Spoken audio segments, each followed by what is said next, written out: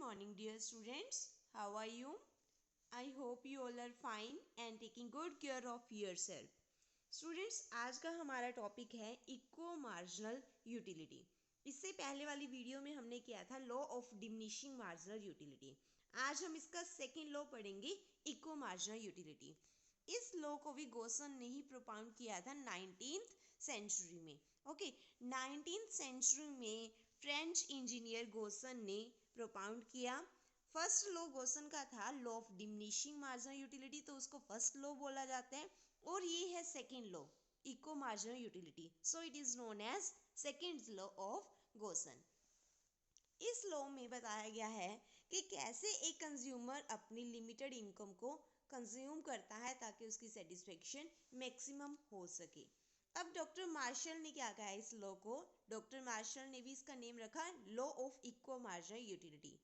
This law states that in order to maximum satisfaction a consumer should spend his limited income on different commodities। एक consumer अपनी satisfaction को क्या चाहता है? Maximum करना चाहता है कि उसको मैक्सिमम सेटिस्फेक्शन मिले, जो उसकी यूटिलिटी है, सेटिस्फेक्शन है, वो मैक्सिमम हो जाए। तो वो अपनी लिमिटेड इनकम को इस तरह से कंज्यूम करता है कि जितना भी पैसा लगाया वो फुली सेटिस्फाइड हो जाए और yield him equal marginal utility. और सभी जो भी जिस भी गुड पे अपना पैसा वो कंज्यूम करेगा, सभी से उसे मार्जिनल यूटिलिटी इक्वल मिले। ओके, तो आपने ये याद रखना है कि इक्को मार्जिनल यूटिलिटी में क्या अज्यूम किया जाता है कि अगर कंज्यूमर अपना पैसा कहीं भी कंज्यूम कर रहा है तो वो चाहता है कि जहाँ जहाँ उसने अपना पैसा इन्वेस्ट किया सभी से उसको क्या मिले? इक्वल मार्जिनल मिले। इक्वल का मतलब है इक्वल। ओके, मार्जिनल यूटिलिटी का मतलब सेटिस्फेक्शन जो ड्राइव होती है हमें कंजम्पशन से, वो क्या मिले? इसको मैक्सिमम मिले। अब है लेफ्टविच ने भी अपनी डेफिनेशन में क्या बोला? द जनरल प्रिंसिपल, लेफ्टविच ने बोला है the general principle for maximisation of consumer satisfaction. Consumer satisfaction भी एक लॉ है, तो ये उसी का ही नेम है, उसी के ही बेस्ड है। In simple words it is called law of maximise satisfaction. और कई लोग इसको बोलते हैं मैक्सिमम सेटिस्फेक्शन का लॉ, क्योंकि इसके अंदर हमारा मेन मोटिव क्या है? एक कंज्यूमर का मेन मोटिव ही क्या है? अपनी सेटिस्फेक्शन को मैक्सिमाइज करना। प्रोफेसर हिब्डन ने बोला है law of rational consumer. Rational consumer का मीनिंग है कि कंज्यूमर जो है वो समझदार है, उसको पता है कि उसने अपना पैसा कहाँ खर्च करना है, किस पे करना है, कितना करना है। It is also called law of substitution. Substitution का मतलब है चेंज करना। अगर एक गुड के ऊपर पैसा लगाने से उसको सेटिस्फेक्शन नहीं मिल रही, अगर मान लो हमारे पास 100 रुपीज़ है तो उसको लगाने से अगर हमें सेटिस्फेक्शन नहीं मिल रही तो हम क्या करेंगे? उसको खरीदना बंद करेंगे और उसको चेंज कर देंगे। So it is also called as law of substitution. And Robbins ने कहा लॉ ऑफ इकोनॉमिक्स, क्योंकि ये हर जगह हर सेक्शन में अप्लाइड होते हैं। हमने डिस्कस की थी activities, economic activities, production, consumption, distribution, तो सभी ही एक्टिविटीज़ पे ये इको मार्जिनल लॉ एप्लीकेबल है। ओके, अब हम करेंगे डेफिनेशन। सो फर्स्ट डेफिनेशन है डॉक्टर मार्शल की। डॉक्टर मार्शल ने बोला if a person has a thing, एक पर्सन के पास कोई चीज़ है, थिंग है, which put to several uses. मान लो हमारे पास मनी है, ठीक है, हम क्या करते हैं? मनी को एक ही जगह कंज्यूम नहीं करते, अपनी डिफरेंट डिफरेंट नीड्स के ऊपर स्पेंड करते हैं। He will distribute in among these uses, तो अपना वो पैसा सभी यूजेस पे लगा देता है, जहाँ जहाँ जो जिसकी जरूरत है उसको। In such a way that it has a same marginal utility in all, तो वो चाहता है कि सभी से उसको क्या मिले? मैक्सिमम सेटिस्फेक्शन मिले। तो सभी से मतलब जितना भी जिस जिस के कॉमोडिटी के ऊपर पैसा लगा रहा है वो सभी इक्वल यूटिलिटी ही उसको प्रोवाइड करें। ऐसे ना हो कि एक यूनिट पे 50 रुपीज़ लगाए और दूसरी पे 50 लगाए, तो एक से तो मैक्सिमम अच्छा हुआ, यूटिलिटी में उसको सेटिस्फेक्शन अच्छी मिली, बट दूसरी को कंज्यूम करने से उसको सेटिस्फेक्शन ही नहीं मिली। ओके, तो वो चाहता है कि MU1, MU2, MU3 सभी की यूटिलिटी क्या हो? इक्वल हो।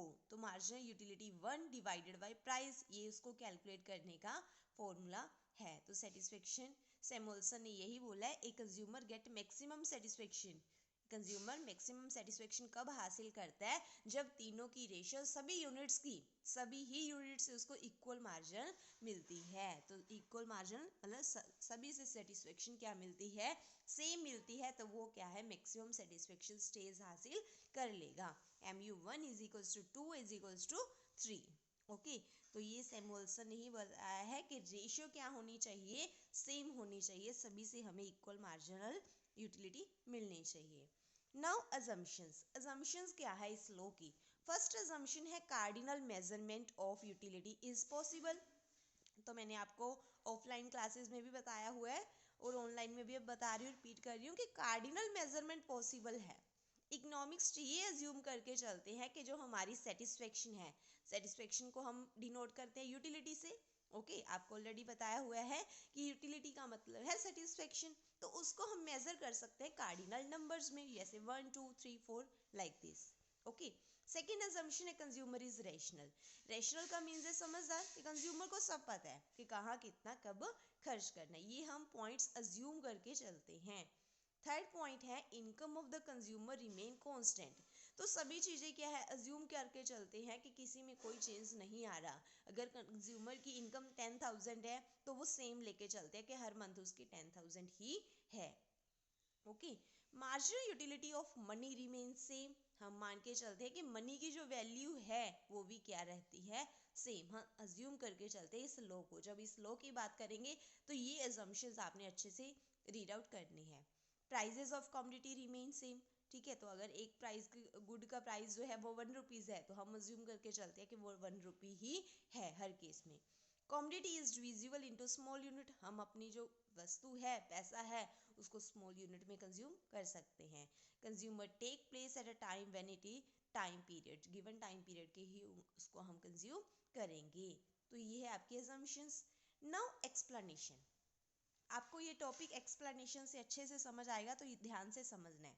ओके, तो हम लेके चलते हैं rupee spend, marginal utility of mango, marginal utility of milk. तो हम रुपी स्पेंड कर रहे हैं, देखो 5 रुपये। ठीक है, 5 रुपये है मान लो। हम अब छोटी छोटी यूनिट्स में लेके चलेंगे ताकि आपको समझना आसान हो सके। वैसे तो 100 रुपीज़ 200 रुपीज़ भी ले सकते हैं, बट 5 से डायग्राम इजीली बन जाएगा और आपको समझना भी इजी होगा। तो फर्स्टली हमने क्या देखा? 1 रुपया हमने खर्च किया मैंगो के ऊपर, खर्च करेंगे तो हमें 12 सेटिस्फेक्शन मिलेगी। और अगर उसी 1 रुपये का हम मिल्क परचेज करते तो 10 सेटिस्फेक्शन मिलेगी। ठीक है, तो मैंगो से कितनी मिली? 12 सेटिस्फेक्शन। और मैंगो से, मिल्क से कितनी मिली? 10। ओके, तो एक कंज्यूमर कहाँ पैसा खर्च करेगा? जिससे उसको मैक्सिमम सेटिस्फेक्शन मिल रही है, मैक्सिमम यूटिलिटी मिल रही है। तो फर्स्ट रुपीज़ हम कहाँ स्पेंड करेंगे? मैंगो के ऊपर, जहाँ पे हमें मैक्सिमम सेटिस्फेक्शन मिल रही है। तो कंज्यूमर का मेन मोटिव ही क्या करना? अटेन करना मैक्सिमम सेटिस्फेक्शन को। तो वो अपनी जो लिमिटेड मनी है 1 रुपीज़ है, वो कहाँ कंज्यूम कर देगा? मैंगोज़ के ऊपर। तो वो मैंगोज़ परचेज करेगा, 1 रुपया मैंगो के ऊपर खर्च करेगा, तो उसको यूटिलिटी कितनी मिलेगी? 12। क्योंकि मिल्क से उसको कितनी मिल रही है? 10, जो कि कम है। तो हमारा मोटिव मैक्सिमम अटेन करना ही है। तो first rupees is equals to कहाँ पे लगाया हमने? मैंगो के ऊपर। नाउ हम बात करेंगे सेकेंड रुपीज़ की। ठीक है, सेकेंड रुपीज़ देखो 12 तो कट हो गया यहाँ पे हमारा, कि हमने 1 रुपया लगाया और 12 सेटिस्फेक्शन ले ली। अब हमें ध्यान देना है सेकेंड रुपीज़ के ऊपर। सेकेंड रुपीज़ अगर हम मैंगो पे लगाते हैं, सेकेंड रुपीज़ अगर हम मैंगो पे लगाते हैं तो हमें 10 सेटिस्फेक्शन मिलेगी। ठीक है, क्योंकि हमारा पेट भर गया थोड़ा सा, हमें 12 को फिर 12 नहीं मिलेगी, क्योंकि थोड़ी सी हमारी नीड थी जो मैंगो की, वो फुलफिल हो गई। अगर हम सेकेंड रुपीज़ मैंगो पे लगाते हैं तो भी 10 मिलती है, मिल्क पे लगाते हैं तो भी 10 मिलती है। तो हम कहाँ लगाएंगे? मैंगो के ऊपर। फिर है थर्ड की बात करें, थर्ड अगर हम मैंगो पे लगाते हैं तो 8 सेटिस्फेक्शन मिलती है, और अगर मिल्क पे लगाते हैं तो 10 मिलती है। तो हम कहाँ लगाएंगे? जहाँ पे ज़्यादा सेटिस्फेक्शन मिल रही है, तो हम मिल्क परचेज करेंगे। फोर्थ देखो, अब फोर्थ रुपी हम लगाते हैं अगर मैंगो के ऊपर तो 8 मिलती है, मिल्क के ऊपर लगाते हैं तो भी 8 मिलती है। तो हम कहाँ लगाएंगे? तो एज यू विश, कहीं भी लगा सकते हैं। तो हम कहाँ लगाएंगे? मिल्क के ऊपर। ठीक है, जहाँ पे हमें मैक्सिमम सेटिस्फेक्शन मिल रही है। तो एक बार हमने मैंगो पे लगा लिया था, एक बार हमने मिल्क पे लगा लिया।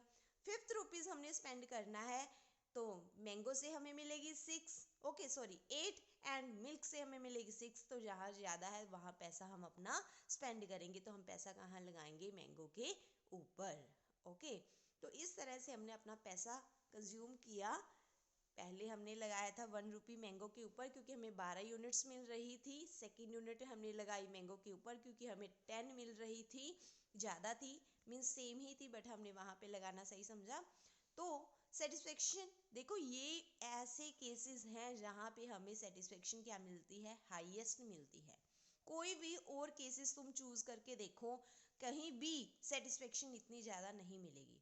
अब हम समझेंगे इसको टोटल कर करके, ठीक है। तो देखो 3rd रुपीज़ हमने लगाया था मिल्क पे, 4th भी हमने लगाया मिल्क पे, 5th रुपी हमने लगाया मैंगो के ऊपर क्योंकि हमें ज़्यादा सेटिस्फेक्शन मिल रही थी। तो जिस केस में हमें ज़्यादा सेटिस्फेक्शन मिलती है हम पैसा वही स्पेंड अपना करते हैं।